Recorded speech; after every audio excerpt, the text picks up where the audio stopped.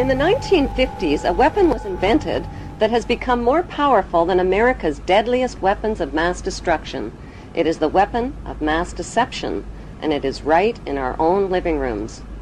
The hypnotizing world of picture television brings us the news of the world through two central news agencies called Reuters and the Associated Press. The Rothschilds bought Reuters in the 1800s, which later bought the Associated Press and made the Rothschild family owners of the world's largest central news services. To the present day, the world depends on these Rothschild-owned central news services as their main source of news and information. In his book called Who Owns the TV Networks, author Eustace Mullins claims that the major TV networks, radio stations, newspapers, and publishing empires are controlled by the Rothschild, Rockefeller, and J.P. Morgan money cartels through their corporate conglomerates. The bankster-owned media conglomerates include weapons manufacturers General Electric and Westinghouse, which profit from promoting wars. Control over the Internet, publishing, recording, and top cable companies can be traced back to the same Big Five media empires: General Electric, Time Warner, Viacom, Disney, and News Corp. These media monopolies are owned directly or indirectly by the Rothschild, J.P. Morgan, Rockefeller, and Oppenheimer Brotherhood. Yes, there are now more stations and more media voices, but they're all coming from the same ventriloquist. Every TV show needs corporate sponsors, and corporate sponsors sponsor pro-business, pro-government programming, and journalists who support the agenda of the Big Five media owners. While 2/3 of the world goes hungry, these banksters offer gazillion-dollar sponsorships to sports athletes to play with their balls. Why? Because they keep the masses distracted from the important issues. The media and banking monopolists now have the power to make or break political leaders around the globe. Why haven't the networks made a TV movie of the week about how the Bush family made their family fortune? The movie could be called The Awful Truth, starring George W.'s great-grandfather, Samuel P. Bush, whose Buckeye Steel Castings Company supplies parts for Edward Harriman's railroads, who in turn provides rail shipments for John D. Rockefeller's Standard Oil, who in turn gets monopoly financing from the Rothschilds. The movie could be made into a TV series starring Samuel's son, Prescott Bush, as the managing director of a Nazi steel manufacturing plant in Poland called Silesian Consolidated Steel. In episode 1, Prescott Bush forwards American financing to his German partner Fritz Thyssen through the Union Banking Corporation in New York. Fritz Thyssen arranges a contract with Nazi Germany's IG Farben Company for free Jewish slave labor in Bush's steel manufacturing plant at the Auschwitz concentration camp. Episode 2 shows Skull and Bonesman Prescott Bush and Avril Harriman getting caught under Trading with the Enemy Act, as the U.S. government moves in and seizes all of their shares in Union Banking Corporation.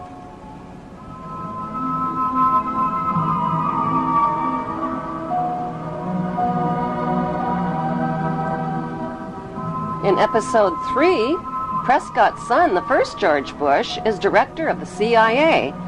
George puts drug king Manuel Noriega on the CIA payroll, allowing thousands of tons of cocaine to hit the streets of America via the Panama Canal.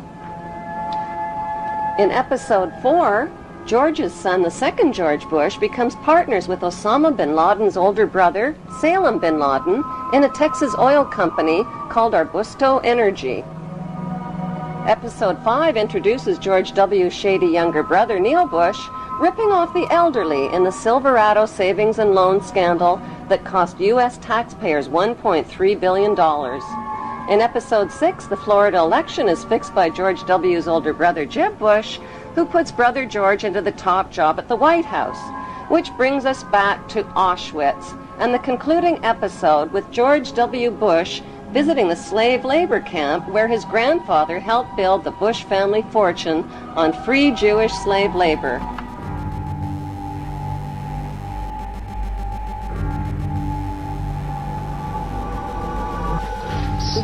These sites are a sobering reminder that of the power of evil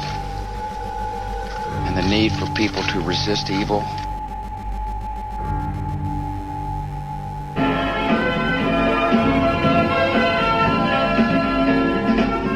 Ladies and gentlemen, as a follow-up to the TV series, an award show could celebrate the 20-year friendship of the Bush and Bin Laden families and their shared investment in the Carlyle Group.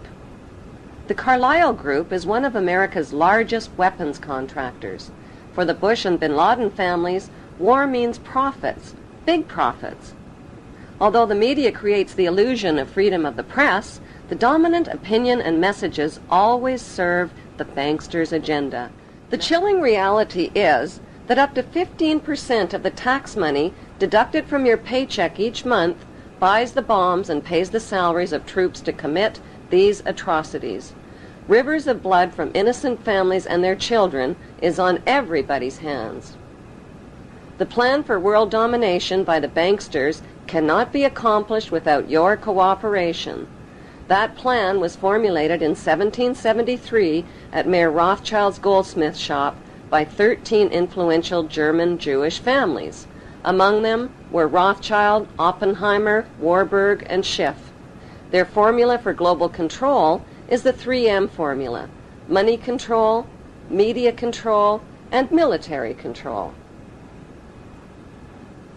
2, 1, mark, and visual confirmation. Like changes to the rules that gave these families the media and money monopolies, new laws are being passed to transfer military control to them by privatizing the military.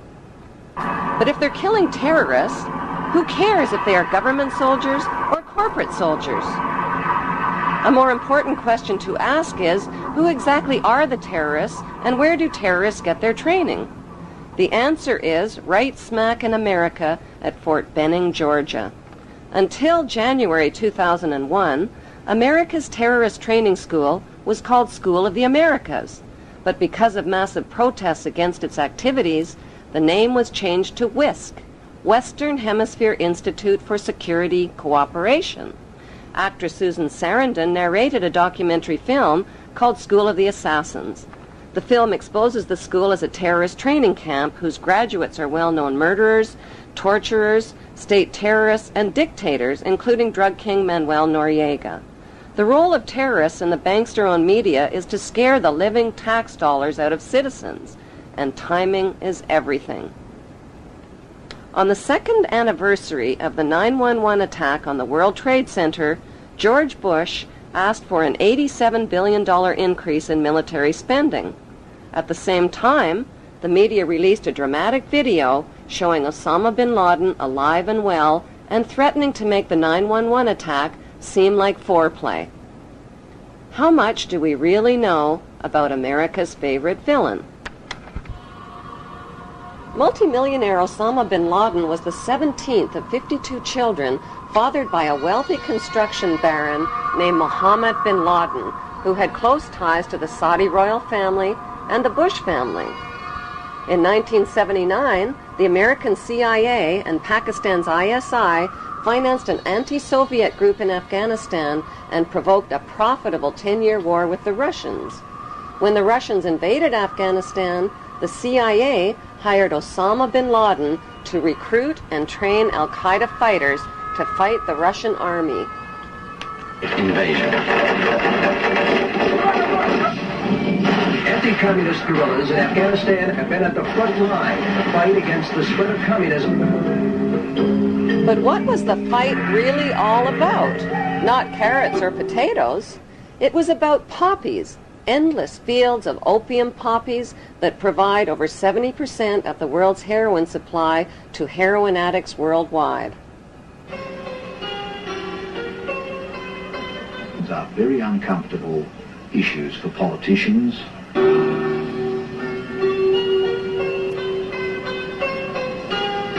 It was a dramatic story, but the media failed to tell us the less heroic side of Afghanistan's freedom fighters. America's new friends had become hooked on the economics of the poppy. During the war, many of the mujahideen radically increased the production of opium, the raw ingredient of heroin. Opioid abuse in the United States is at epidemic levels. This is probably the worst drug situation in our country in decades, if not a century. With deaths more than quadrupling between 1999 and 2015. The international drug trade began in 1606 when Queen Elizabeth I built England's wealth by trafficking illegal opium from India to China. British East India Shipping Company and profited handsomely, not just from drug trafficking, but from trafficking African slaves with her slave trader, John Hawkins. First, knighted her slave trader with the noble title of Sir John Hawkins. By 1830, the British had distanced themselves from dope dealing by granting opium monopoly rights to the Jewish Sassoon family, who became known as the Rothschilds of the Far East. As an agent for the Crown, David Sassoon shared his dope profits with Queen Victoria. The British East India Company built a major factory to process the opium here at Gazipur. It's still a lucrative earner for the Indian government, which sells opiates to the world's pharmaceutical industry. When the Chinese banned opium and destroyed 600 chest loads of the addictive drug, Sassoon and the British retaliated. It was a financial disaster for the British. With huge profits at stake, they retaliated with the Opium Wars of 1843 and 1858. The forces of the market were to defeat China's moral prohibition. Sassoon and the British forced drug addiction onto an entire nation, stole the island of Hong Kong, and made Hong Kong the capital of the British international drug trade. In 1872, Queen Victoria knighted David Sassoon's son, Albert Sassoon, who spread the illegal opium trade throughout China and Japan. In 1887, Sir Albert Sassoon married Aline Caroline Rothschild and joined the pirated fortunes of the Sassoon drug cartel with the Rothschild money cartel. Today, it's business as usual for the descendants of the Sassoon and Rothschild families, who socialize with Queen Elizabeth II and Prince Charles as elite members of Britain's inner power circle. Many have been granted royal titles, like Sir, Countess, Baron, and Marquis, but their many victims aren't fooled by the crowns, the titles, and the tuxedos. They have very different titles for them. Titles like liars, thieves, dope dealers, and mass murderers. On the other side of the Atlantic, a member of the same opium smuggling syndicate, Samuel Russell, founded Yale University's Skull and Bones Brotherhood with drug money. Exclusive members were financed into political power positions in the CIA, the U.S. Supreme Court, and the White House. When Skull and Bonesman George Bush Sr. became CIA director in the 1980s, the CIA recruited Osama bin Laden to train al-Qaeda and Mujahideen fighters in Afghanistan. The job of Osama's trainees was not just to fight the Russian communists. It was to run Afghanistan's multi-billion-dollar opium trade. Heroin, manufactured from Afghan opium, supplied $250 to $300 billion annually to Wall Street and the U.S. banks. Authors Alfred McCoy and Michael Levine tied the CIA to this unholy drug alliance and received national attention when the CIA tried to suppress their books. Michael Levine became a best-selling author when he wrote about his experience of this unholy alliance. After 30 years' distinguished service with the DEA, he could write with some authority. You could look at what they did to me as an example in microcosm of Central Intelligence's actions and the State Department in completely subverting the drug war. You know, the drug war was something that only existed in the minds of Americans, on the streets of America, for kids like my brother, for cops who died. There was no drug war. The biggest drug dealers in the world were given a license to sell drugs to Americans to support themselves. And this continued right down from Southeast Asia, through the Mujahideen, through the Contras. But how was the heroin smuggled into the United States? One of America's most gruesome secrets is that during the Vietnam War, heroin was smuggled into the United States by hiding it inside the body bags of dead American soldiers. By the end of the 1960s, 1/3 of U.S. soldiers in Vietnam and close to 1 million United States citizens were hooked on heroin. Drugs like LSD, mescaline, marijuana, and hashish also swamped the streets and college campuses of America. Who or what turned America's youth onto these illegal drugs? Celebrity anti-war activists like Aldous Huxley, Timothy Leary, Allen Ginsberg, and Bertrand Russell sold America's youth on acid rock, tripping out, and one world government. Their financing came from the Warburg Banksters and IPS, Institute for Policy Studies. Over 100 million doses of LSD that hit the streets of America were purchased by Timothy Leary and Alan Dulles through S.G. Warburg's Sandoz AB Pharmaceutical Company in Switzerland. Free sample-size packages of acid were handed out not only on college campuses, but at rock concerts, where musicians persuaded millions of fans to get high.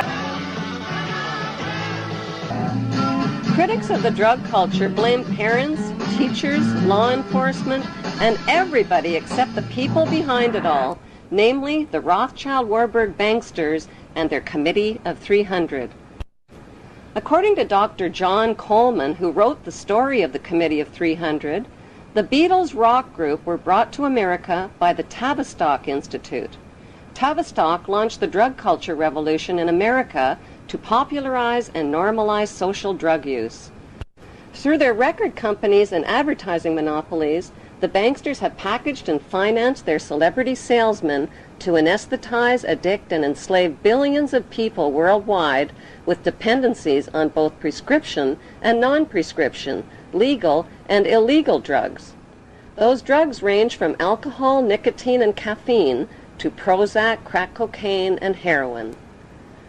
Like the phony war on terrorism, the phony war on drugs is a cat and mouse game being fought with one hand and fed with the other.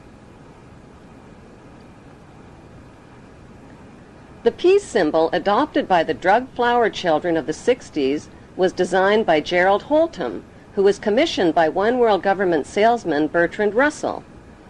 The symbol was never designed as a symbol of peace, but as a symbol of death. It is actually a cross turned upside down with the arms broken and is used by Satanists and in Druid witchcraft. In Germany, the symbol is known as the death rune and is found on tombstones of Hitler's Nazi SS officers. CIA's team of ex-Nazis and skull and bonesmen financed and trained Osama bin Laden, who pushed the Russians out of Afghanistan by 1989. The CIA then trained and installed the ruthless Taliban regime to run the booming opium trade. After a decade, the long friendship between America and the Taliban suddenly turned ugly. At a meeting held on December 4th, 1997 at Unocal headquarters, American oil men made a proposal to the Taliban about building a pipeline through Afghanistan. Rothschild Shell Oil and Rockefeller's Exxon Oil had invested billions in the Kazakhstan oil and gas reserves just north of Afghanistan. Now they needed a pipeline to transport it to the Persian Gulf. The Taliban demanded a bigger cut and turned down the proposal. Suddenly, the banksters' American-controlled media were calling the Taliban monsters, evildoers, and cruel villains who beat up on women.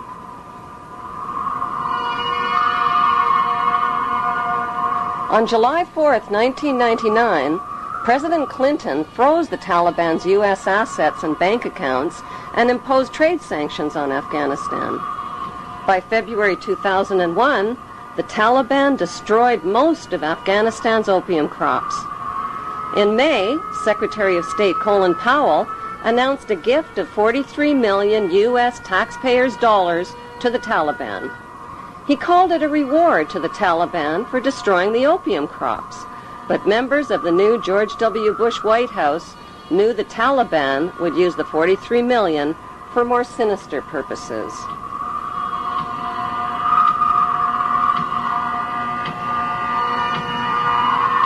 larger issue is not just not connecting the dots, but not getting the dots. Why was it that CIA was unable to collect information for years inside Afghanistan when they had authority to kill bin Laden for over 2.5 years? Why were they unable to kill him or his lieutenants? Why didn't they have a better capability to do something about it at the source? Could it be that the bankster-supported U.S. administration is controlling both sides of the war on terror? George Bush Jr. attacked the poverty-stricken, war-ravaged country of Afghanistan only 4 weeks after 9/11. The U.S. and British military dropped 12,000 bombs on thousands of buildings and homes, pounding them into dust and rubble and killing 8,000 Afghan people. 20,000 more people died from war-related cold, starvation, and disease. Nobody made a big-budget TV production out of the massacre with a God Bless Afghanistan movie score.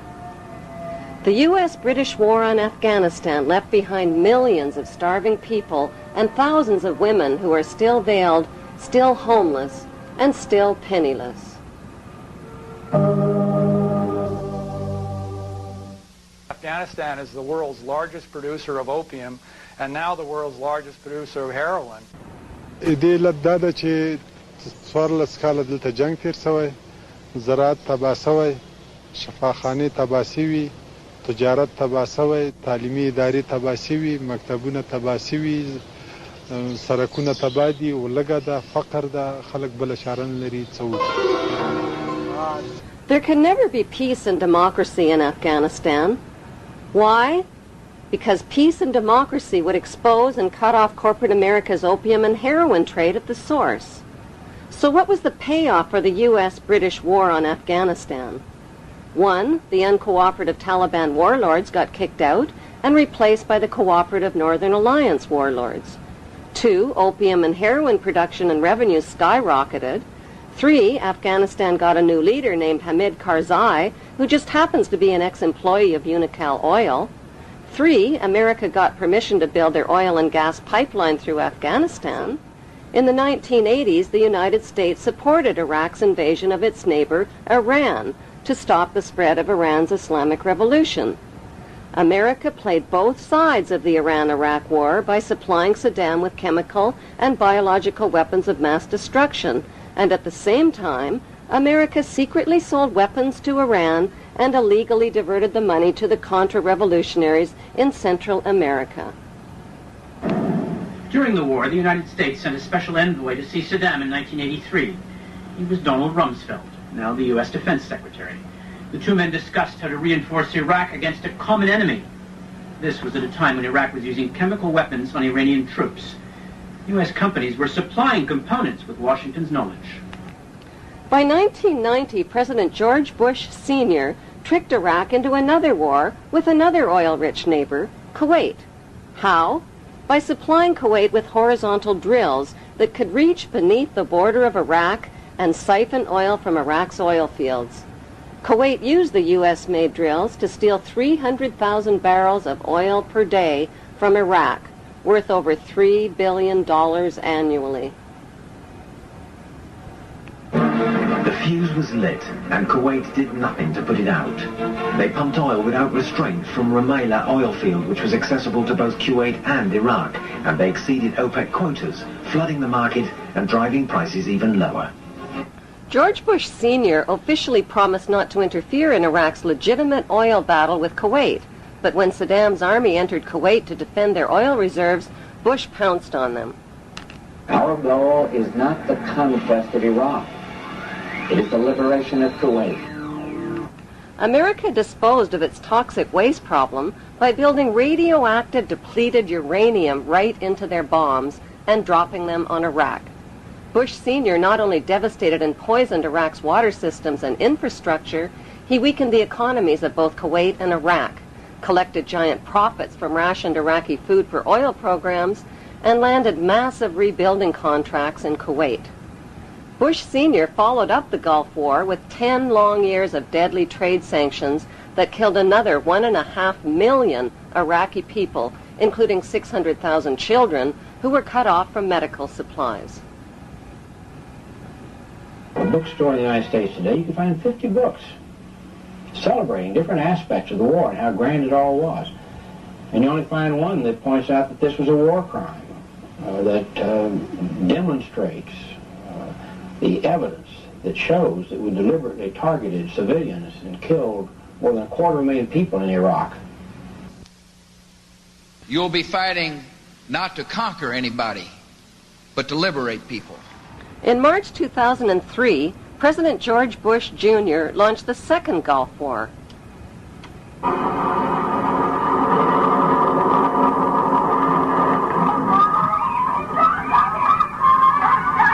The war on Iraq wasn't about revenge for 9/11, since not one of the 19 accused terrorists were Iraqi citizens. It wasn't about weapons of mass destruction, which inspectors hadn't found. It wasn't even about Saddam Hussein, who had been financed into power by the U.S. in the first place and who got his chemical and biological weapons from American companies. No, the U.S. wars against Iraq and against Afghanistan were about mass murder and piracy. They were about big weapons sales, big oil, big pipelines, big drugs, and big rebuilding contracts. They were about colonizing the Middle East and moving 2 giant steps closer to world domination. Private First Class Lindy England may never have figured these images would beam into the homes of millions of horrified people.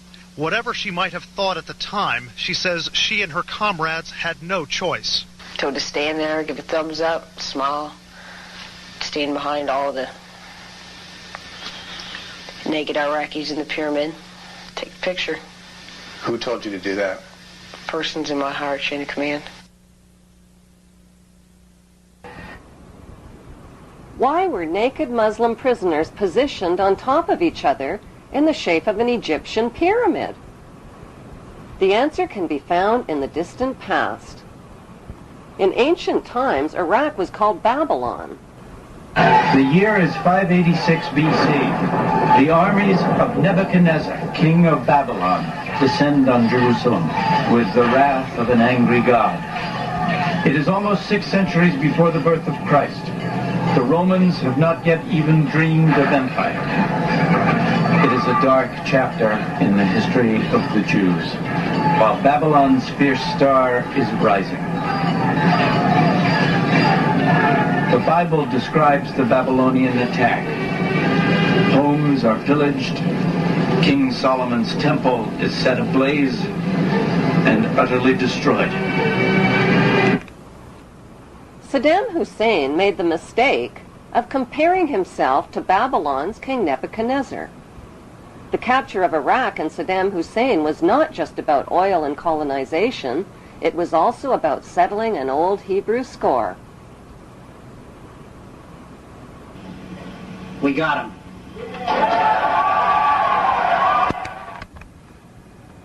On December 13th, the producers of 911 released a new reality TV show called We Got 'Em.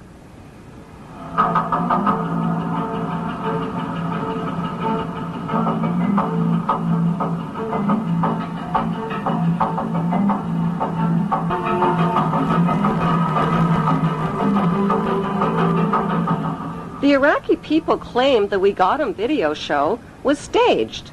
Why? Because the video shows ripe, yellow-colored dates growing on a tree to the left of the hole, where Saddam Hussein was supposedly captured. Every Iraqi citizen knows that Iraqi dates only ripen and turn yellow in July and August, never in December. Since date trees don't tell lies, the We Got 'Em video had to be staged at least 3 months earlier in July or August, not on December 13th as reported. How could Saddam, who is almost 70 years old and over 6 feet tall with a bloated belly, squeeze in and out of a hole that small? How could he have grown a beard that long in such a short time? Why did he dye his hair black while in hiding? For his CNN close-ups, perhaps? There are 3 books which clearly map out the Zionist plan for world domination. The Bible, written by Hebrews, Morals and Dogma, written by Freemason Albert Pike, and the Protocols of Zion, written by the Priori of Zion and revised by the Zionist Illuminati. The Zionist plan is to create an apocalypse that will exhaust and depopulate the masses through deadly designer viruses, global terror, economic disasters, and nuclear war, when the remaining survivors will gladly embrace the promises of a handsome, charismatic new leader who will unveil his plan of hope for eternal world peace. The only way to achieve eternal world peace, he will explain, is to put an end to the 5 causes of war. Secretly, he knows there is only one main cause of wars: the wars caused by his royal ancestors who planned, provoked, financed, and profited from them. He will sell his peace plan by telling the world that border wars will only end by creating a world without borders. Religious wars will only end by creating one world religion of interfaiths. Economic wars will only end by creating a cashless, debt-free society. Rivalry wars between rulers will only end by creating one world ruler.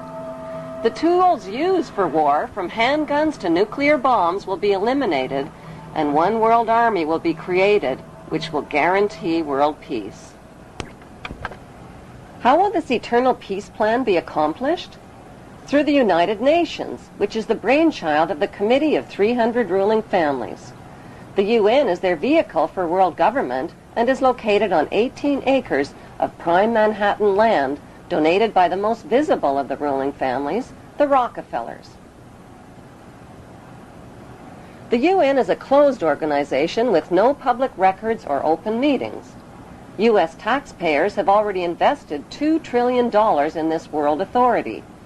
Although most of the people working for the UN are genuinely working for peace, the UN is a godless organization controlled by the Committee of 300. These inbred ruling families pretend to have royal blue blood, but their blood is no more blue or royal than Hannibal Lecter's blood. Some speculate that these families of evildoers are demons or aliens or evil shape-shifting reptilians, but there is a more scientific explanation for their madness. For thousands of years, these families have practiced inbreeding between sisters and brothers, uncles and nieces, mothers and sons, to keep the power and wealth all in the family. This practice of inbreeding over thousands of years has produced a clever but pathological breed of conscienceless, sociopathic families who will stop at nothing to own every ounce of gold, every drop of water, and every blade of grass on planet Earth. The United Nations, which they founded and control, has clearly stated its goals of establishing a new world order, a UN standing army, and a global taxation system. The Queen's husband, Prince Philip, and Evelyn Rothschild have already established an interfaith declaration for the creation of one world religion. What would life be like in this world empire with one world religion, one world army, one world economy, one world court, one world media, one world government, and one world dictator? What the public doesn't know is that Karl Marx's Communist Manifesto and the Russian Constitution have been built into the UN Charter, and that the New World Order will be a communist world order.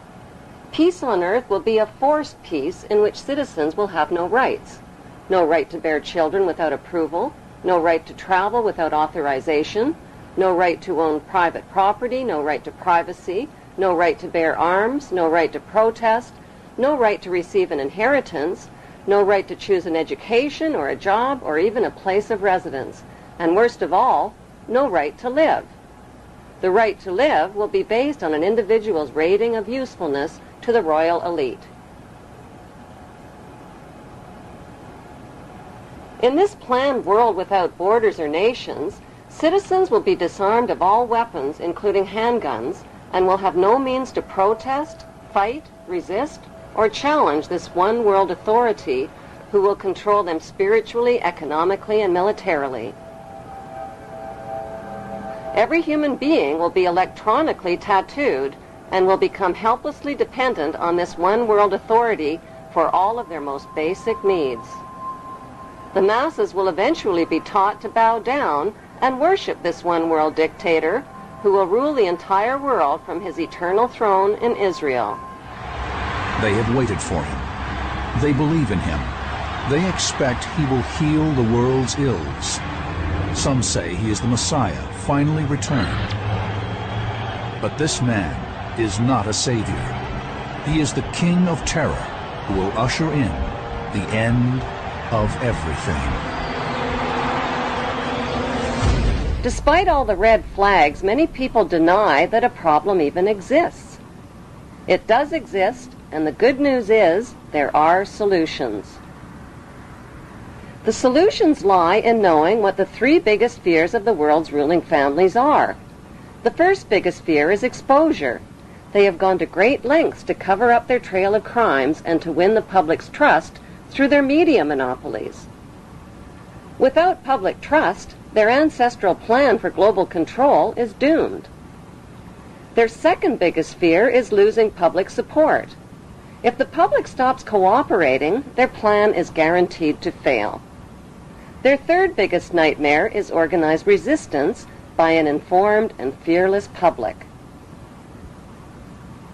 The ruling families know from past experience that the will of the people can defeat all their military and monetary might. Vietnam is a perfect example. There is no doubt whatsoever that these ruling families can be totally defeated by turning their three worst fears into a reality.